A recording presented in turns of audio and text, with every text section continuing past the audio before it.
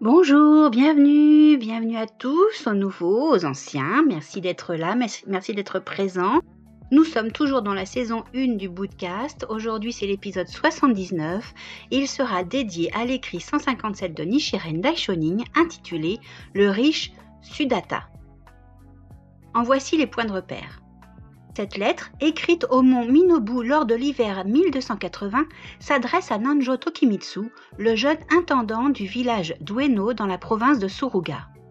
Dès que Nichiren vint vivre à Minobu, Nanjo Tokimitsu fut particulièrement proche de Nikko et soutint ses efforts de propagation dans la région du mont Fuji.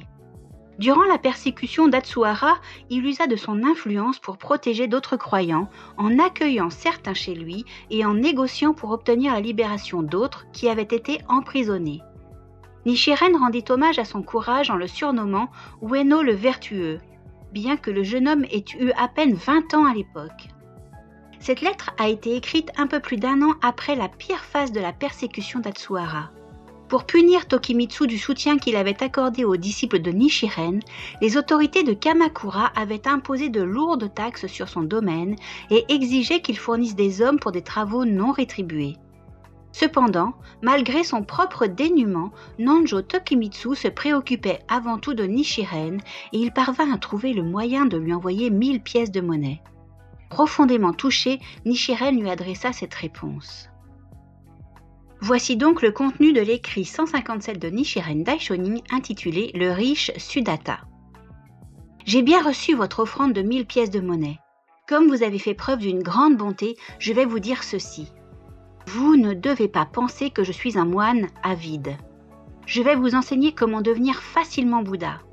Enseigner quelque chose à quelqu'un, c'est comme huiler les roues d'un chariot pour qu'elles tournent, même si ce chariot pèse lourd, ou comme mettre un bateau à flot pour qu'il puisse avancer aisément. La voie qui permet de devenir facilement Bouddha n'a rien d'exceptionnel.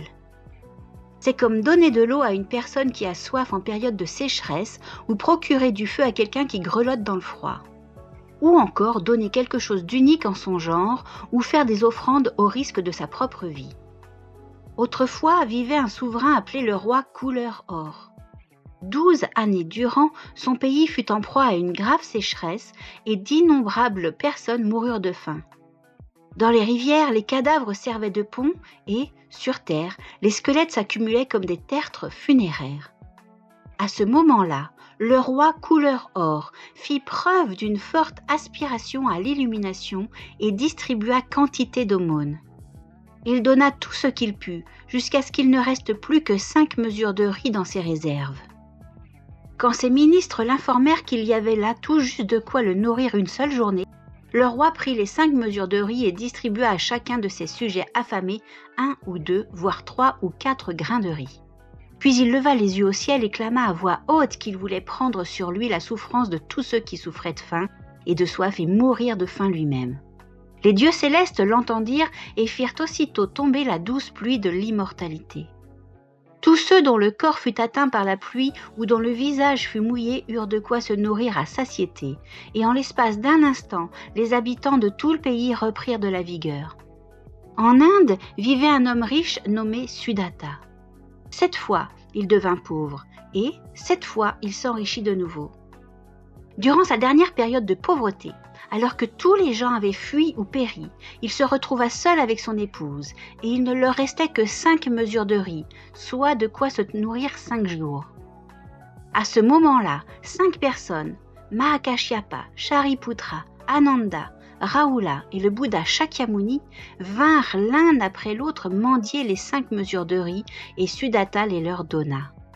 À compter de ce jour, Sudatta fut l'homme le plus riche de toute l'Inde et il bâtit le monastère Jetavana. Cet exemple devrait vous permettre de tout comprendre. De même qu'un singe ressemble à un homme et un mochi à la lune, vous ressemblez déjà aux pratiquants du Sutra du Lotus. Vous avez protégé avec tant de ferveur mes disciples à Atsuhara que les gens de ce pays ont pour vous la même considération que pour Masakado de l'ère Shohei ou Sadato de l'ère Tengi. Tout cela vous arrive uniquement parce que vous avez consacré votre vie au Sutra du Lotus. Les dieux célestes ne vous considèrent en aucune façon comme un homme qui a trahi son Seigneur. Par ailleurs, comme votre petit village a été contraint d'accomplir de nombreux travaux pour le pays, vous-même n'avez pas de cheval et votre épouse et vos enfants n'ont pas tous les vêtements dont ils auraient besoin. Vous vous inquiétez pourtant pour le pratiquant du Sutra du Lotus, que vous imaginez assailli par la neige dans les montagnes et en quête de nourriture, et vous me faites parvenir 1000 pièces de monnaie, malgré les conditions qui sont les vôtres. Cela rappelle tout à fait la femme pauvre qui donna à un moine mendiant le seul vêtement dont elle et son mari disposaient, ou roi Rida le millet contenu dans son bol à un Patriyeka Bouddha. Je vous parlerai de tout cela plus en détail ultérieurement. Avec mon profond respect, Nichiren, le 27e jour du 12e mois de la 3e année de Kohan 1280. Réponse à Ueno.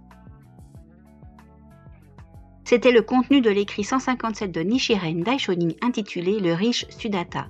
J'espère que ça vous a plu, j'espère que ça vous encourage, j'espère que ça vous décidera à activer les cloches, les notifications, à vous abonner, à liker, à lâcher des pouces en l'air, vraiment à mettre de bonnes notes, des commentaires super sympas. N'hésitez pas, vous nous retrouvez sur toutes les plateformes de streaming audio, Apple Podcast, Google Podcast, Deezer, Spotify, Acast. Et puis vous pouvez aussi nous suivre sur Instagram. Vous pouvez aussi nous retrouver sur YouTube, activer la cloche, les notifications, liker, partager. Je vous dis à très très vite et je vous fais des gros bisous.